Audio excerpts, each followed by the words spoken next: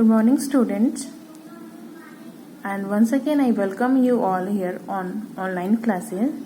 I hope that all of you have completed your holiday assignment work, and as you know that we are already discussing this chapter, lesson 3, changes in transport system, and few topics are left that we have to discuss.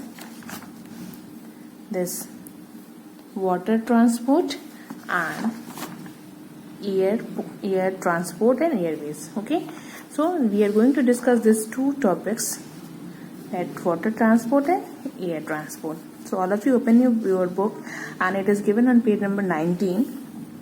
हमने already इस chapter को discuss किया था.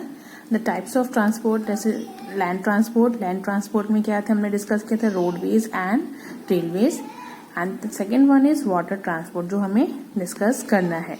Okay, so everyone see, waterways are the cheapest means of transport. Ships require ports for loading and unloading. In ancient times, people used rafts and boats, but the discovery of steam engine revolutionized the water transport. Today, big ships operate with diesel or steam engines. Ships are used for transporting bulky goods. Water transport को हम waterways भी कहते हैं, और जैसे कि waterways क्या है, सबसे चीपेस्ट मीन्स ऑफ ट्रांसपोर्ट है, सबसे सस्ता मीन्स ऑफ ट्रांसपोर्ट है.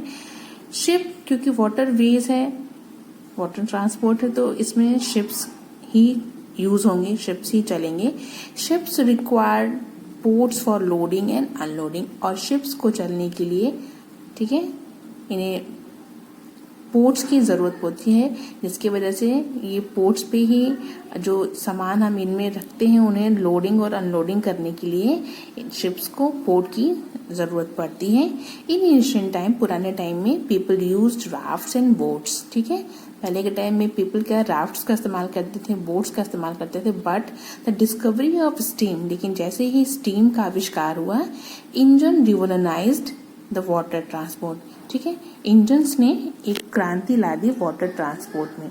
टुडे, आज के टाइम में क्या है, big ships operate with diesel और स्टीम, और जो बड़ी बड़ी शिपें हैं वो डीजल और स्टीम पे चल रही हैं. ठीक है, पहले के टाइम में जो राफ्ट्स वगैरह होते थे उसे इंसान चलाया करते थे, लेकिन जैसे ही स्टीम का आविष्कार हुआ उसने एक बहुत बड़ी क्रांति ला दी वाटर ट्रांसपोर्ट में, और अब बड़ी बड़ी शिप्स चलती हैं जिन्हें स्टीम और डीजल से ऑपरेट किया जाता है. Ships are use for transporting bulky goods, and ships का जो इस्तेमाल होता है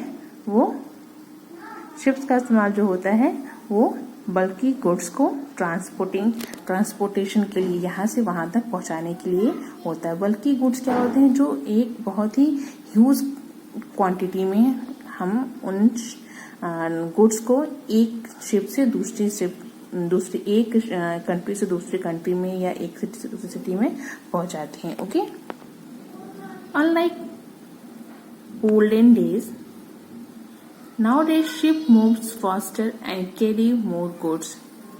Food, grains, raw materials and mineral ores are transported by ship. A ship which carries petroleum oil is called an oil tanker, and ships that carry bulky goods are called cargo ships. Perishable items like vegetables, fruits, meat and dairy products are transported by refrigerated ships. Transportation through river is called inland waterways. Nowadays ships move faster and carry more goods. आज के time में जो ships है वो पहले की ships से के कंपैरिजन में बहुत फास्ट चलती है, और वो बहुत ज़्यादा गुड्स को कैरी भी करती है. ठीक है, like food, grains, raw materials and minerals ores are transported by ships. ये सारी चीज़ें, जो फूड ग्रेन्स होते हैं, रॉ मटेरियल्स होते हैं, मिनरल्स होते हैं, वो सारी चीज़ें शिप से ट्रांसपोर्ट की जा सकती है. A ship which carries petroleum oil is called an oil tanker. और सिर्फ रॉ मटेरियल्स ही नहीं, सिर्फ खाने की चीज़ें ही नहीं, हम ऑयल्स भी शिप से ट्रांसपोर्ट कर सकते हैं. और जो शिप ऑयल टैंकर्स को लेके चलते हैं उन्हें हम क्या कहते हैं, ऑयल टैंकर. ठीक है, and ship that carry bulky goods are called cargo ship, और जिन शिप्स पे हम बल्कि गुड्स को कैरी करते हैं उन्हें हम कार्गो शिप्स कहते हैं। ठीक है, बल्कि गुड्स मतलब बहुत ज्यादा मात्रा में रखी हुई चीजें, बहुत बड़ी और heavy. Okay, perishable items like vegetable, fruits, meats और daily products are transported by refrigerated ships। जो भी perishable items होते हैं लाइक वेजिटेबल्स है, फ्रूट्स है, ठीक है, ये सारे लाइक वेजिटेबल, फ्रूट्स, मीट्स, ये डेली प्रोडक्ट्स हैं, ये सब रेफ्रिजरेटेड शिप से जाते हैं क्योंकि उनके खराब होने का डर जल्दी रहता है। तो इसलिए ये शिप ऐसे शिप से जाते हैं जिनमें पूरे फ्रिज बने रहते हैं और उनमें हम चीज़ों को कंटेन करते थे जिससे खराब होने का डर नहीं रहता है। Transportation through reverse is called inland waterways, और जो ट्रांसपोर्टेशन हम वाटर शिप्स के द्वारा करते हैं उन्हें हम इनलैंड वाटरवेज भी कहते हैं। Next one is air transport और एयरवेज। नेक्स्ट क्या है? Air transport. Air transport, airways. Airways are the most expensive and the fastest means of transport. जैसा कि हमने अभी जाना कि वाटरवेज या फिर वाटर ट्रांसपोर्ट सबसे चीपेस्ट मीन्स ऑफ ट्रांसपोर्ट है। सो एयरवेज जो है वो सबसे most expensive and the fastest means of transport है। ठीक है, at first man try to fly by using balloon. सबसे पहले इंसान ने बलून के माध्यम से उड़ने की कोशिश की थी, but in 1903 the Wright brothers Wilbur and Orville right invented the first airplane.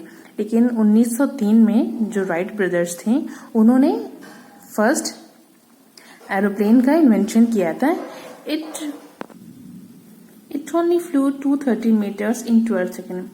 तो जब 1903 में राइट ब्रदर्स ने एरोप्लेन का इन्वेंशन किया था तो उस टाइम ये सिर्फ 230 metre means 230 metres in 12 second में ये उड़ पाया। The Wright brothers belong to the USA, और ये जो राइट ब्रदर्स थे वो किस कंट्री से बिलोंग करते थे? USA, United state America. However, today there are many advanced aeroplanes which are used in size and fly very fast। और आज के टाइम में बहुत सारे एडवांस्ड एरोप्लेन्स हैं जो अपने साइज, जिनकी साइज भी बहुत बड़ी होती है और जो बहुत तेज उड़ते भी हैं। There are aeroplanes that can fly at a speed of 1000 km per hour, carrying nearly 400 passengers as well as a huge amount of cargo। ठीक है, आज के टाइम में जो एरोप्लेन्स हैं जिनकी स्पीड 1000 किलोमीटर पर आवर की होती है और जिसमें कम से कम अधिक 400 लोग बैठते हैं और उनके सामान भी, ह्यूज अमाउंट ऑफ कार्गोज भी रहते हैं। The Boeing 747 belongs to this group, और ऐसा ही एक एरोप्लेन है जिसका नाम 747 है जो इस ग्रुप में बिलोंग करता है।